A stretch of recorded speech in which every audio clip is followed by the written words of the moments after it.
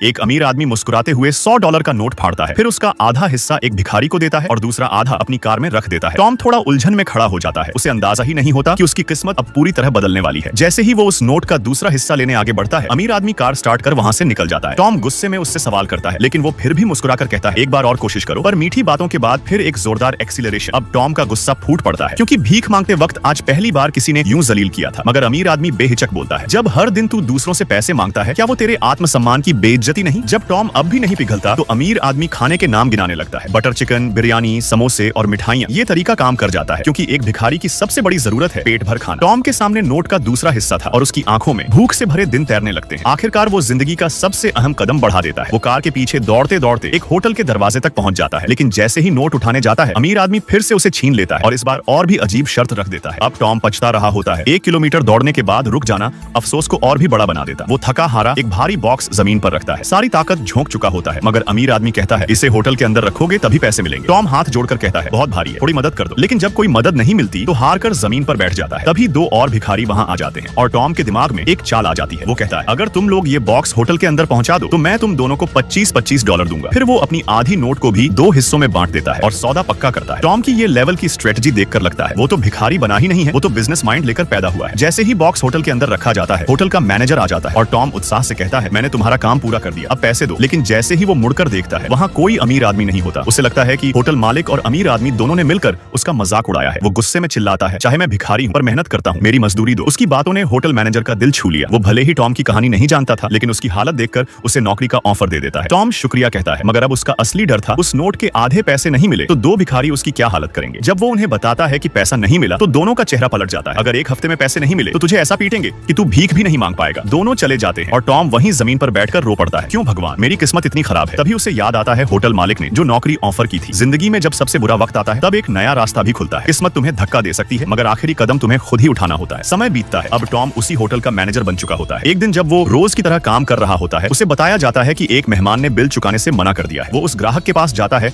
और जब उसका बटुआ खोलता है तो उसे वही आधा डॉलर नोट दिखाई देता है। टॉम अपनी जेब से सालों पुराना आधा नोट निकालता है। दोनों हिस्से बिल्कुल परफेक्ट तरीके से मिल जाते हैं। सामने बैठा व्यक्ति और कोई नहीं, वही अमीर आदमी था। उसने टॉम की तरक्की देखकर मुस्कुराते हुए कहा, जब पूरी दुनिया तुझे पैसा दे रही थी, मैंने तुझे आत्मसम्मान देना चाहा। पैसा देना आसान होता है, लेकिन किसी को मेहनत की आदत देना वो असली मदद होती है। टॉम भावुक होकर उसका धन्यवाद करता है। फिर अमीर आदमी मुस्कुराकर कहता है, अब जरा खाना तो परोस दे। टॉम हंसते हुए मुड़ता है, लेकिन जब दोबारा पलटकर देखता है, वहाँ कोई नहीं होता। वो अमीर आदमी हकीकत था या सपना, अब इससे फर्क नहीं पड़ता। असल जिंदगी में हम सब किस्मत का इंतजार करते हैं, लेकिन जब तक हम खुद अपने कंफर्ट जोन से बाहर नहीं निकलते, हम असली बदलाव कभी नहीं ला सकते।